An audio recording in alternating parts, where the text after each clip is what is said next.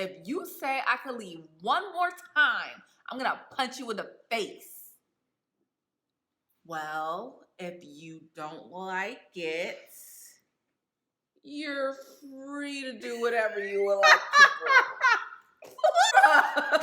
Same thing, Erik. I will knock you out right now. Why are you playing with me?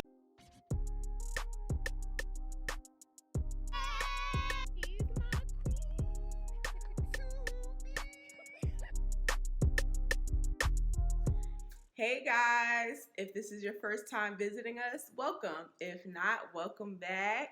I'm Suga. I'm Spice. And today we're going to be reviewing Married at First Sight, Season 12, Episode 12. But before we do that, if you haven't already, make sure you hit that subscribe button and click the notification bell so that you can get notified whenever we do our new videos, our new reviews. Mm-hmm. Also, make sure you follow us on Twitter and Instagram at Suga and Spice 88. All right, let's get into it. So we're going to start off with Chris and Paige this time. So Chris and Paige are filming separately this episode, and we start off with just Paige. Paige invites her brother and her sister-in-law over, and she goes into details about where her and Chris are thus far.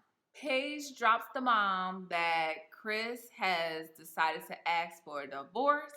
The ex-fiance is pregnant, and the wife and her brother are just like, wow.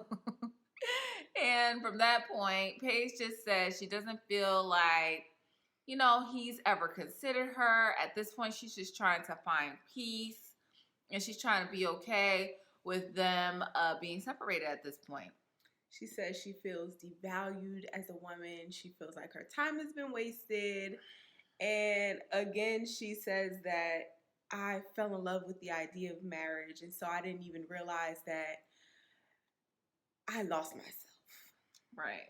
She said that he didn't even drop a note on the door saying that he's thinking about her. He didn't shoot her text messages to let her know that she was on his mind. That's because you weren't. She says he didn't even put in the bare minimum of effort. That's because he never wanted a relationship with you. He got what he wanted. Exactly. Sex continuously throughout this whole ordeal. So, and he did that without putting in very little to no effort. Yes. So why would he up his effort for no reason when he doesn't have to? You're giving him everything for nothing. So then, her brother, he takes it pretty well, and he kind of ends off the conversation with saying, God prepared you for this moment because he's preparing you for something greater, because when your blessing comes, not only are you going to recognize it, you're going to appreciate it because of all this that you've been going through. Paige goes in her confessional, and she says she came into this hole even though Chris tried to break her. She's still delusional. Right. Every time she acts like she got some sense and she gets it, then she goes, takes 2 steps back. It's very strange. Because if you came into this hole, you wouldn't have been here still. You would have left the second episode. All of this that has transpired would not have transpired if you were whole. Paige just doesn't like to take accountability for anything. And at this point, she's still not going to take no accountability. You tried to break me. No. You kept running. You was back already broken. Into it. He just leave, girl. Just go. He couldn't. No, I'm gonna stick here with you. He could not get rid of her if he tried. Then we go to everyone's favorite, Chris. Chris' mother visits him at his apartment, and she comes in. Oh, how is Paige? She is such a sweet girl. Chris, I don't know. We don't talk. She don't answer my calls. She don't call me. What do you be talking about, Chris? What do you be talking about? Anyway, mother says, well, rightfully so. I mean, you got a lot going on there with your ex-fiance being pregnant and all. I can see why she wouldn't want to call or talk to you right now. He says, I told her that I was open to going through this process. So I told her I wanted a divorce. How did those two go in the same sentence? Why is that back to back like that? So you're just gonna contradict yourself. Then his mom says that she is disappointed but not shocked. And why aren't you shocked, Mom? She know what kind of son she got. Chris says the book is closed. Kid or no kid, he ain't checking for Paige. And he said that he is tired of playing house. He is not interested in Paige. And he's just not willing to pretend no more. Not willing to pretend anymore. That's about the truest thing you've said this whole time. Yeah. Because you were never checking for Paige. You were never interested in Paige. This whole situation from beginning to end was nonsense. It was. Entertaining nonsense. Nonsense nonetheless. And yeah, that was the end of that scene. Chris and Paige don't have, their chapter is closed or so. Maybe not. I don't know. You never know. Paige just loves popping back up. She does. But it seems to be closed for now. So surprisingly, we don't have much on Chris and Paige this episode because they didn't really have much going on. There wasn't any actual interaction between them two. So that's just it. Next couple is Vincent and Bri. Vincent and Bri really didn't have much going on this episode, to be honest with you. They are in the bed. They're talking about how much they enjoyed their 1 month anniversary. They just laugh and talk about the video was the best part. And Vince jokes and laughs about how Bri needs to set up a date for him. And from that point, they go into the next scene where you can see that they go bike riding and they have a good time. Vince is on his fitness journey and Bri wants to support him in that. So with that, they make a bet, let's do push-ups if I win. You clean the kitchen if you win. And Vincent lets Bri win. Riding bikes. Yeah, with the bikes. They're doing well. They don't have no issues. That's Vincent and Bri. Nothing exciting here. Yeah. Next couple. So then we go into the next couple, which is going to be Virginia and Erik. And Virginia and Erik, they gave it to us this episode. They're going through a lot. They are. And this makes sense because they said in previous episodes that they don't, finish discussions. This episode, it seems like it's coming out. It's all coming out. So we start off with the first scene. And Erik opens up and he says, the dogs are so much like us. Like Tex is so much like me and Rocky is so much like you. Red flag number 1. Because the way he talks about Rocky is not in the most flattering light. So if you're saying the Rocky is so much like Virginia, that just goes to show what you really think about her, to be honest. He goes to say that the dog just needs a little discipline and he needs to be trained more how to act and I just need to be a little more firm with him. But he just said that the dog acts just like you. So what do you get from that, Virginia? What are you gathering from that? Who's he talking about? The dog or you? Or both? He says Tex doesn't need a leash. Tex listens. Tex is so good. Okay, we know. We know how you feel about yourself, Erik. You hold yourself in real high regard. We know. Look at me, I'm so perfect. And Virginia, she takes offense when he says that Rocky needs discipline and that you can't walk him without a leash. And she says, well, that's okay because he's not your dog, he's my dog. So Erik takes offense to that and Erik says, well, we're married now. So technically, he's half yours and half mine, unless you want to end things right now. That came out of literally nowhere. How are we having a conversation about how to discipline the dogs or train the dogs, and then you're talking about divorce? It's a constant narrative in how Erik talks to Virginia. He is constantly threatening her with breaking up. He says that he feels like Rocky is coming in between them. Virginia, she can't handle it, so she has to leave. So she leaves. She's crying outside. She talks about how they got into a fight at the bar the night before, and like she can't handle the conversation right now. But in the beginning of the conversation, Erik led with saying they just had the best night of their lives. You see her slowly kind of breaking down the more he keeps saying things to her. And it's not like an outward, like, what are you talking about? It's Right. more like an inward spiral. Yeah. I need a minute. And Yeah. then she walks off and explodes on the producers, and she's saying all this stuff, and well, he did this, and I can't take this, and he keeps threatening to divorce. And they go into the next scene, and in the next scene, Virginia she leads with some pent up sarcasm and resentment. She says, just came back from an off-leash walk with Rocky.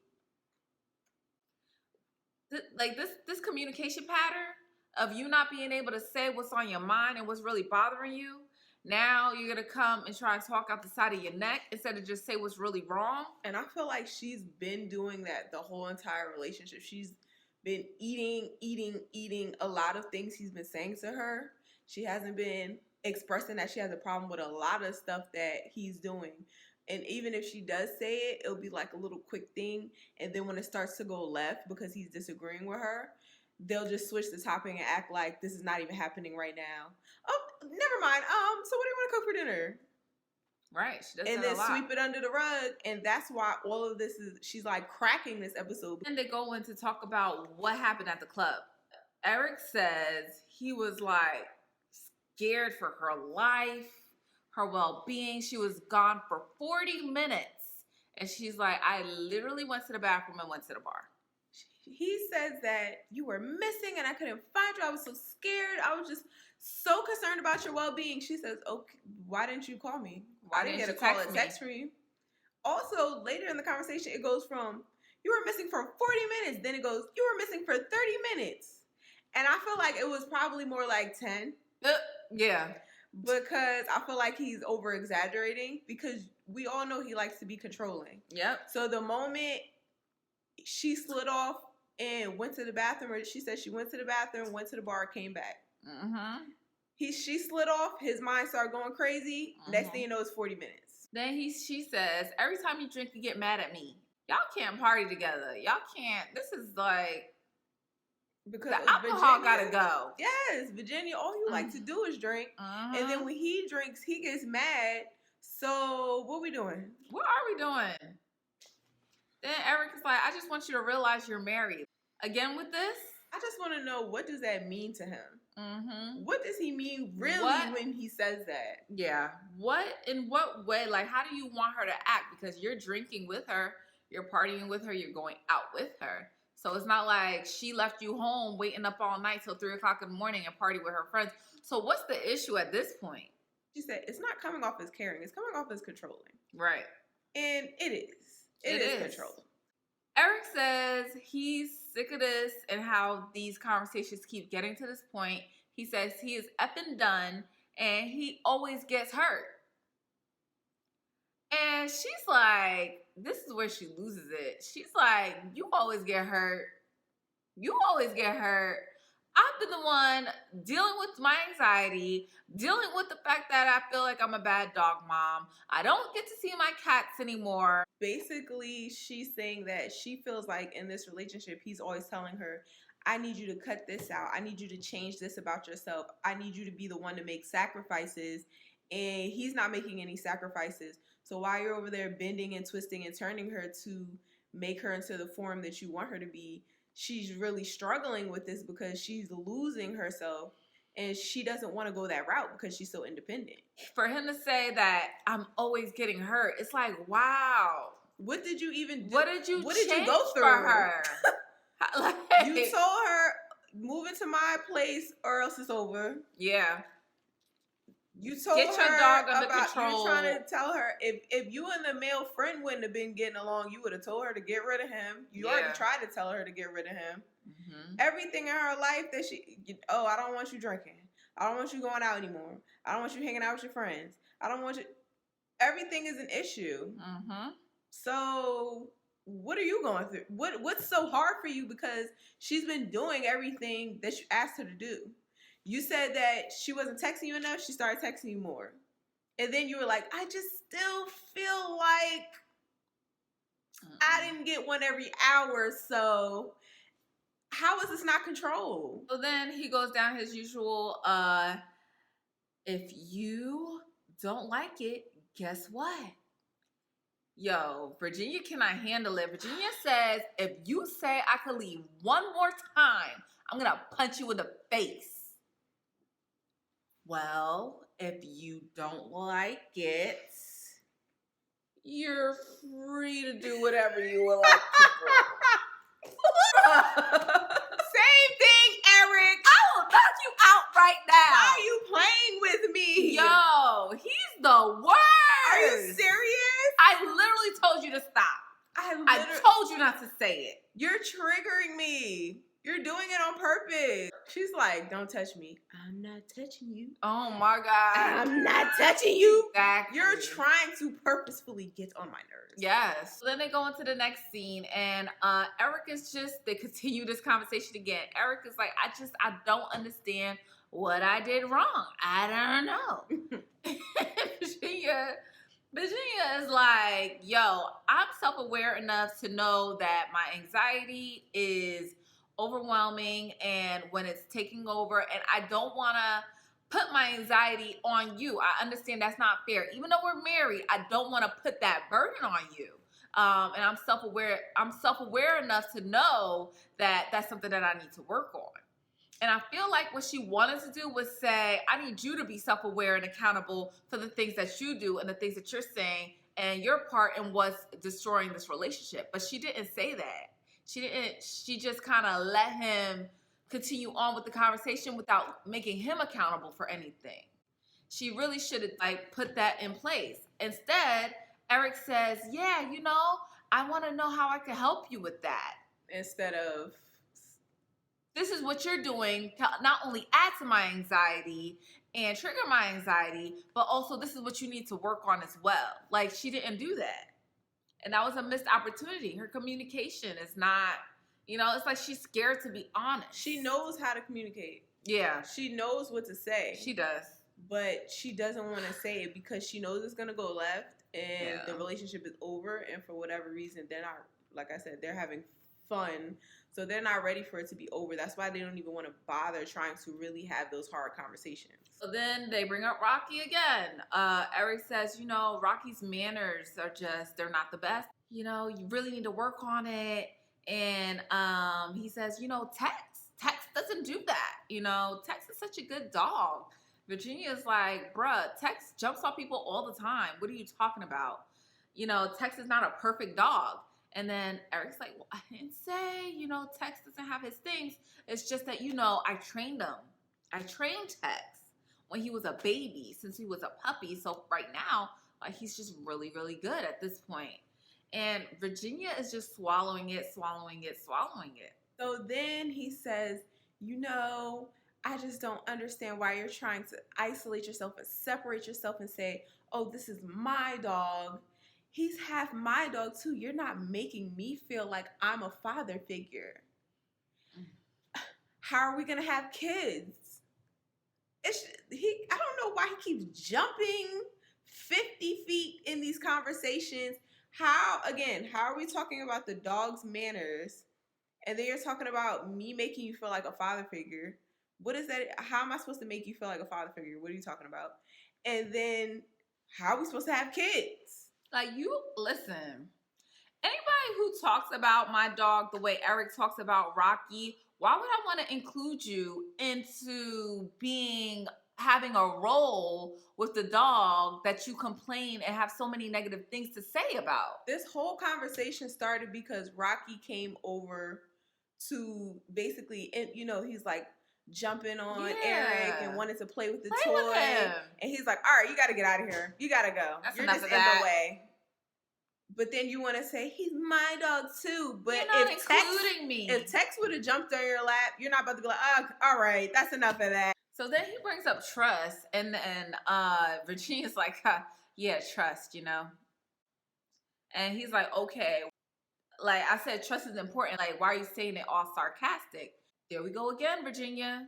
You're coming out the side of your neck. You don't want to say what it really is to his face. You want to be indirect. You want to be sarcastic. You want to talk under your breath. She just keeps internalizing everything and disassociating. It's like the worse it gets, or the more that she keeps internalizing, now it's getting to the point where in mid-conversation, instead of like at the end of the conversation, let's sweep it under the rug, she wants to switch topics mid-conversation. Yeah. She's looking at the dog. She's like, oh, look at Rocky. He's looking so cute. She's Trying looking to bury around a the bone. room. She's literally trying to stop this conversation mid-conversation and act like it's not even happening. Yeah. She just completely took herself out of the situation, like jumped out her body and was like, no, I'm over here now. Oh, look at my dog. Nothing's happening over there. Look at my dog. Erik is holding her to it. He's like, yo, you're like, are you here right now? Like, I'm talking to you. So then the producers get involved, and the producer says something to the effect of like, what the hell? What's going on right now? Then Virginia basically loses it. Virginia goes off. She just says, he's not an expert. He trained one dog his whole life. He thinks he's an expert on dogs. He doesn't know everything about training dogs. And she just gets up. She tries to storm out. He's trying to touch her. She's like, no. It's almost like patronizing me when you're making me upset and you're, oh, honey, you just need a minute. Calm down. Oh, yeah, he keeps like trying to touch her. You just need a minute. If you know I need a minute, why are you touching me right now? Get away from me. I'm obviously frustrated. I'm trying to get up and walk away. He grabs her arm, grabs her hand, touches her thigh. Like, you keep, bruh, get up off me. And this is very reminiscent of how he is when it comes to this whole being married thing. Well, you know, I've been married before, so I know how this goes. I'm an expert. Well, you know, I trained Tex when he was a puppy, so I know how this goes. Let me take the lead on this. You know, I lived with one woman before, so I know how cohabitation works, okay? Trust me. How would I let you lead this marriage when your last marriage failed? Hello? You really just said, like, I just feel like he's coming in between us. But you want me to trust you with him alone. So I could come home and you could be like, oh, it was an accident. Oh, he got hit by a car. Some wild mess like that. But nothing bad happened to Rocky under Erik's watch. I better not hear it. Listen, because Virginia ain't going to go for it. She ain't gonna believe it. She ain't gonna go for it. So then they go to a scene where they catch it on the camera in the living room, and you could hear Erik's voice saying that, you know, Virginia was so horrible to him. She treated like all the producers horribly, and everyone in there saw it.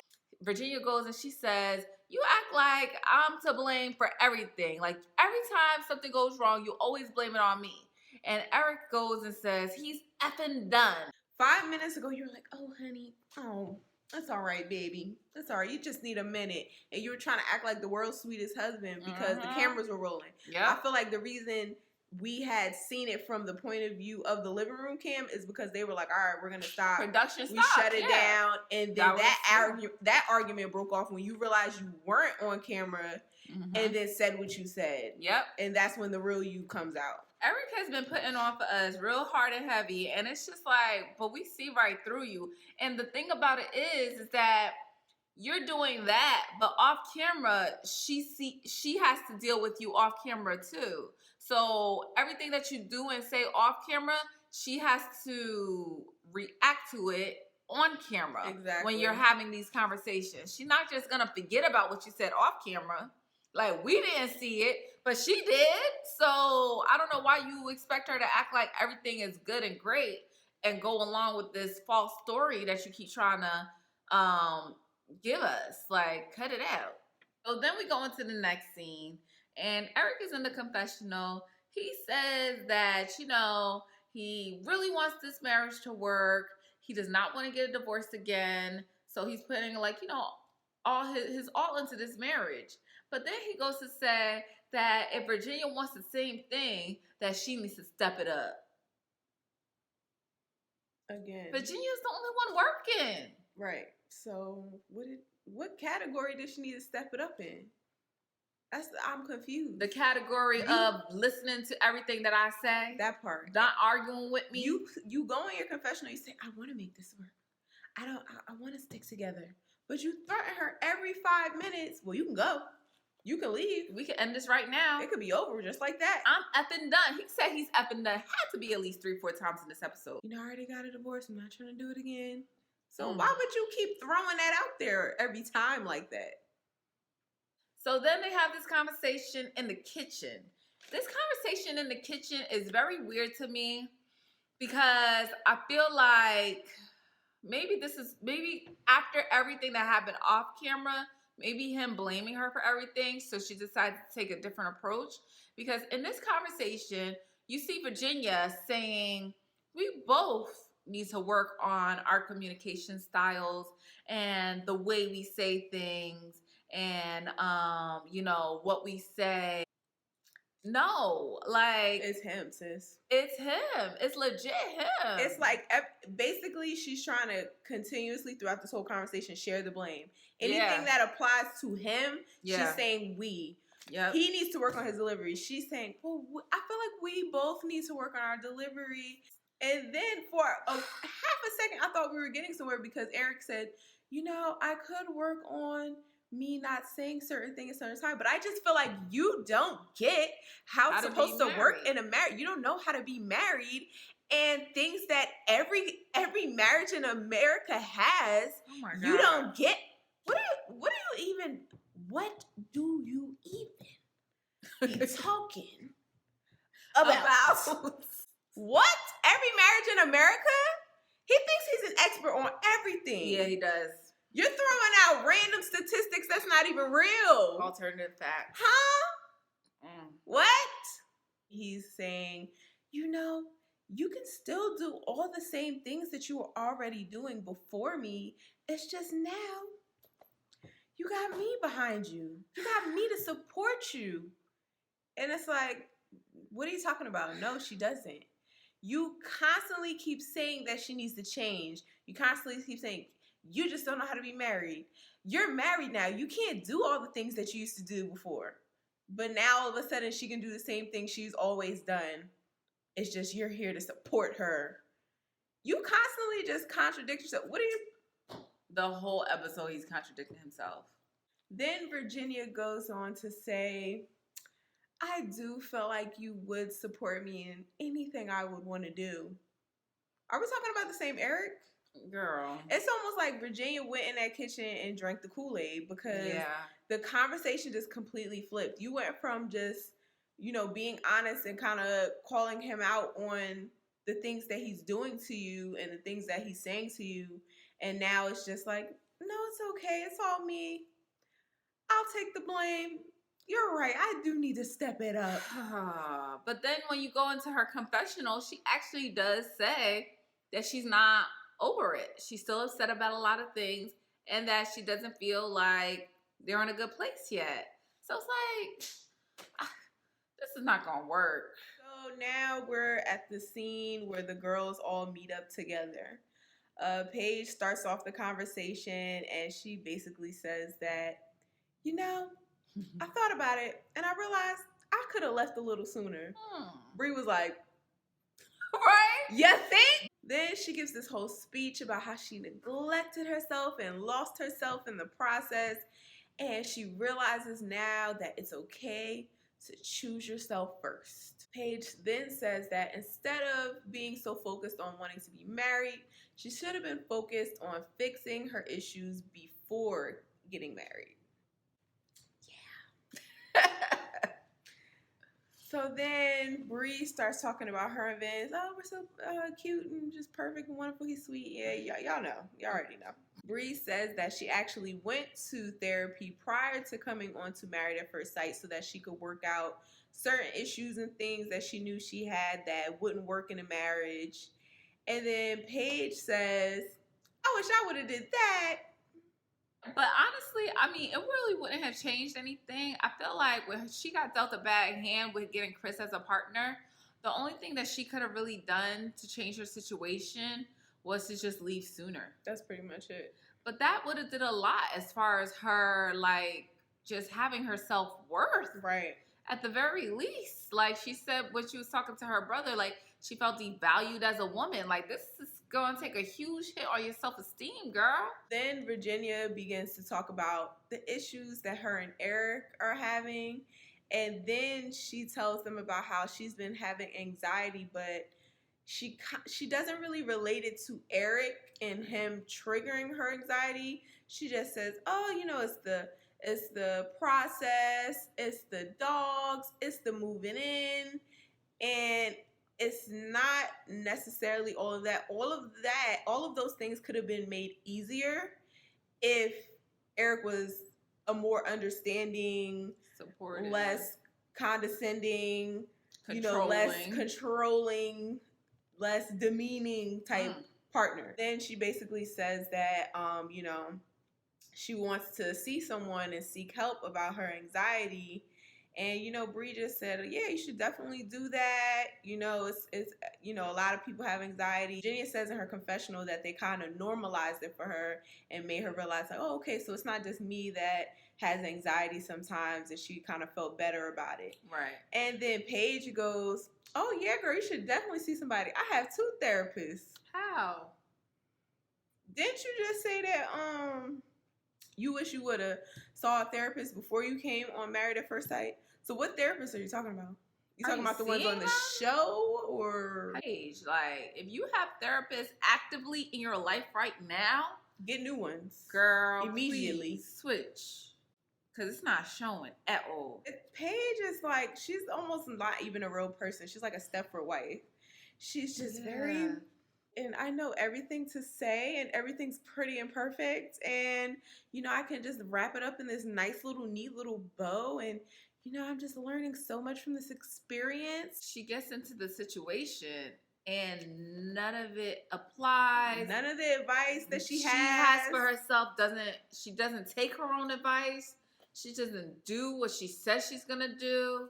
Like, it just doesn't even, it's like you put in the code of the vending machine, you put C4, but D3 comes down. It doesn't make sense.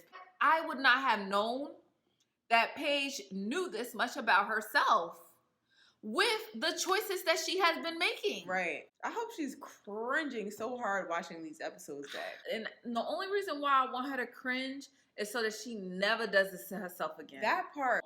I want you to look at it, and I want it to bother you so bad that you will never allow something like this to happen to you ever again in life, Paige. Remember on the wedding episode when she said the Holy Spirit was talking to her? Child. So then we start the next scene with Jacob and Haley. And Jacob and Haley are just discussing, everything that happened the day before at the 1-month anniversary. And we find out that Jacob has apologized to Haley, I guess from how he acted at the winery. Which, to Jacob's defense, I mean, I don't feel as though you should apologize when those are your valid feelings. Haley may not want to admit that what he said was the truth, but he had a lot of good points. And this is the second time he's done this. But at the situation before, when they argued in Vegas, he had very valid points in Vegas. Everything he was saying was making sense. And he was saying she was dead wrong for lying to him, saying that it was a girls' night, even though she was hanging out with the rest of the couples. And then he turns around and apologizes for it. At that point, they say that, talking for an hour and like maybe 2 to 3 times a week may be good for them to catch up and get on the same page. They decide that they're both going to forgive each other for what happened at the winery. Start fresh, have a reset. And, just, move forward. So, they talk about planning dates. What are y'all talking about? What are y'all talking about? Why you keep trying to have these little fake fresh starts? Yeah. Decision day is right around the corner. Y'all know y'all don't want each other. Yeah. What are we talking about? Sorry, go ahead. I'm sorry. Y'all over here wasting our time. I don't know. Are they faking the funk for each other or for us? So they go-kart racing. Haley is very competitive. Haley ends up winning. And she's like, I feel like Haley is trying. Previously, I did not feel like Haley was trying, but at this point, I do. But maybe it's too little too late because Jacob has nothing to give back. I don't know if you remember this. Jacob said in a previous episode that the moment you really start, you might mess around and really start liking me and kind of falling for me and putting in effort, and by that time I'm gonna be over it. They sit down and they start talking, and it's like just a dry conversation. Like the jokes are missing each other. Like it's going over her head. And, it's just nothing is connecting. Jacob says, "Oh, it's so nice to see Haley not being so serious and just having fun." And then Haley says, "Oh, it's just so nice not to think about decision day and just have fun." Y'all having fun? I don't know. Maybe they're just, I don't know. They're presenting it like they're trying to make the marriage work, but I feel like y'all should just be like, well, let's just do a bunch of fun stuff for free for this last week or two and just be cool with each other, be cool friends. Yeah. Then they go into the next scene where Jacob, well, actually, I believe Haley is the one that's cooking. She's making some Brussels sprouts. And they get into this conversation about Jacob's ex. He brings up his ex when it comes to like placemats. And then Haley says, hey, yeah, let's talk about that more. Like, give me some more information about your exes. Apparently, Jacob has broken off all his previous relationships except for the relationship with the Pumpkin Queen, which is weird. But, I mean, it's Jacob, so... She's trying to engage in conversation, but he's just like, oh, that's cool. That's he's not giving her anything. But he's probably just over it at this point. Why am I trying to learn you and learn about you and figure you out? We both know that this is not going anywhere. She literally asked, what do you like more, the fresh Brussels sprouts or the frozen? And it's like... Is this the conversation? Is this what this has come down to? Oh, my gosh. Y'all have nothing more interesting to talk about. Nothing. Okay. And that's that on that. So then we transition into the guy group. And they start off the guy group with Erik talking about Rocky. He says that, you know, his pet peeve with Rocky is that, like, he just doesn't use his manners. He'll, like, bite lightly on the arm. And not for it to hurt, but it's just like, you know, he just doesn't like it. But he says, but it's not a big deal. Erik, it's tearing your relationship apart. You said Rocky is getting bring it up you every guys, chance you get, but it's not a big deal. And it's not a big deal. You know, he's just presenting a really good case to the guys about how he's just trying to be so perfect and make everything work. So then Ryan comes in talking about, you know, I took Clara's dog, Mishka. I took her to some training classes so, you know, I could bond better with her and learn her better. And, you know, bro, it's all about give and take. What would you know about the giving part, Ryan? What would you know? Then Ryan goes into his confessional and he says, you know, Jake and Haley are really having a tough time, but not to make it about me, but... You know, I just feel like I've done an excellent job at trying to be the perfect husband. And, you know, me and Clara are just doing better than 99% of the couples on Married at First Sight. And I just really feel like Jacob would benefit from my just excellent advice, my expert advice over here. Ryan, where are you coming from with this attitude? Like... This cocky, arrogant, what is this? Nowhere. Because, you know, we not to make it about me, but let's talk about me. You really feel like you're just being the perfect husband. It's so loud and so wrong. I was over there struggling. Yo, she's at her breaking point. And you're talking about, I just... doing better than percentile. Like, are you crazy? So now we go into Clara and Ryan. So Clara and Ryan are doing Tantra yoga, strategically set up by Clara. And it's just so funny because Clara just really wants this to bring out, the sexual side of Ryan and like really push for something. And Ryan is just stubborn as could be. He is not budging. He actually says in the confessional that Tantra Yoga has not furthered their sexual connection. And it's just like, to me, I feel like Ryan is actively trying to stop the connection instead of like allowing it to progress naturally. I feel like he has like a block against like furthering the sexual connection.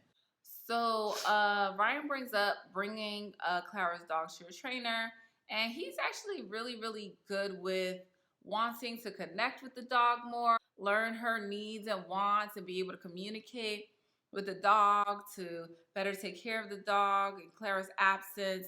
And Clara, she goes to the confessional and she says, Ryan, he is doing a great job of wanting to navigate, Miska's needs, but he's not doing such a great job of wanting to navigate my needs. But he's Mr. Perfect. 99%. So then Clara and Ryan, they have a talk about, how the Tantra yoga worked.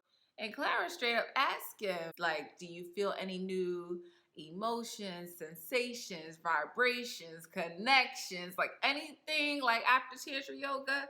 And Ryan just laughs it off. And he's like, man, it was all right.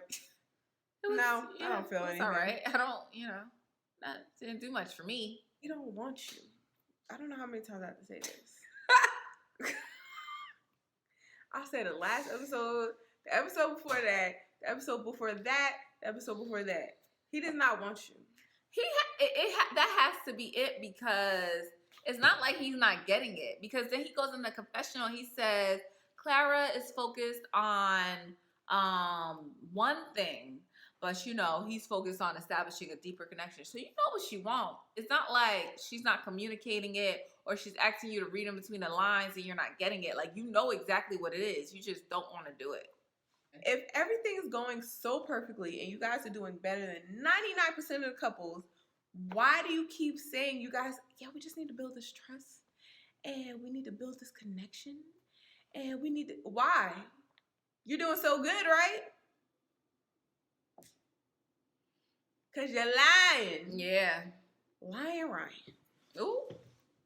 So then they go into the next scene and they talk about how trust is sexy.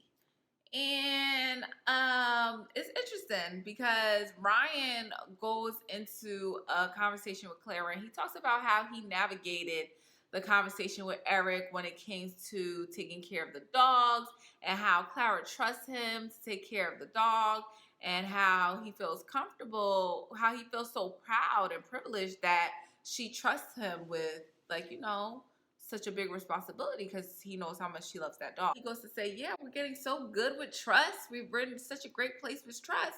And Clara's like, yeah, right? So we thinking that we're getting into a good place when it comes to moving this relationship to the next step. And then Clara asks a question about trust. And he says, when I wear my Trust is Sexy shirt, that's when you'll know that we're there. At that point, Clara is just quiet. She's confused. And Ryan goes into this long monologue about how, they both have been very accommodating to each other. They both made a lot of concessions. And, when it comes to building that specific trust through specific consideration of each other's feelings, that their relationship will grow. So you're talking about trust. We just trusting it up over here. But last episode you said, I feel like we need more trust in order for us to have a sexual relationship. But now all of a sudden y'all got so much trust and now it's something else. At this point, he's saying that they still need to establish a deeper connection. That's BS. He's lying. Clara has every right to be frustrated. Every single right to be frustrated. I feel feel like the frustration is more so in the fact that you're lying to me and not telling me what it really is than the fact that you actually don't want to have sex. Like, it's partially but the fact that you don't want to have sex, but it's also you telling me, like, you moving the finish line every time. Oh, well, we need more trust. The carrot. Then you tell me we need trust. And then, oh, well, we need a deeper connection. It's always going to be something else. At that point, you've established everything else. You said you care about her. You say that you really like her. You want her to be a part of your life. She's moving stuff into your house. You're taking care of her dog. All these things are happening. So let's take the next step and establish a deeper connection. So at this point, we switch to Clara, and she is just venting. She is visibly upset and angry, and she's venting to all the girls in one of the apartments. And she's just like, yo, they are doing other sexual things. She's fed up. She doesn't understand why they can't just have sex. He keeps saying that he wants a deeper connection, but we're doing other sexual things. So what do you mean? So you don't need a deeper connection for oral sex, but you need one for intercourse? This is why you're not making sense, Ryan. It doesn't make sex is sex is sex. Take sex off the table completely then. That exactly. If you feel like you guys shouldn't be participating in those types of activities, why are you participating in those types of activities? Especially when you're the one who is predominantly benefiting. Because then she goes to say, I don't understand how I am getting you off every single night and getting nothing in return. And then want to sit up here and talking about, yeah, you know, it's all about give and take. I just need him to stop lying. I need him to seriously stop lying. And I think that because he thinks that Clara is not telling us nothing, he thinks that everything that's going on in that bedroom, like, we don't know about. He thinks that Clara's frustration is not as bad as it really is. But Clara be talking to us, Ryan. She be telling us that how frustrated she is. And she be telling the girls how frustrated she is. Clara was on the verge of screaming at the top of her lungs. She was screaming. She was. She was screaming. Over it. She was pissed. Like I said in our other review, I feel like there's a lot of stuff that we don't know about that goes down between Clara and Ryan because Ryan tells her to keep everything private. And when they go on camera, they just want to be like this him. Huh? What? My little sugar plum. We don't got no problems. Perfect. And it's like behind the scenes, we don't know what that. Obviously, it's just a whole hot mess going on. It's not like you cut off the whole sexual thing completely. You are still doing things. You just don't want to go all the way. So that's how we leave off. That's how we leave it off. Married at First Sight. Season 12, episode 12. You know, this episode was heavy on the Clara and Ryan and super heavy on the Virginia and Erik. They definitely, a lot of their issues came to the forefront this episode. You guys, let us know what you think. Let us know in the comments if you feel like you side with Erik, you side with Virginia, you side with Clara, or you siding with Ryan.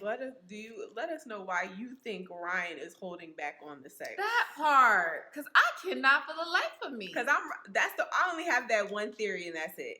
What could it be? That's it. And as always, you know, check us out on Twitter and Instagram as Suga and Spice 88.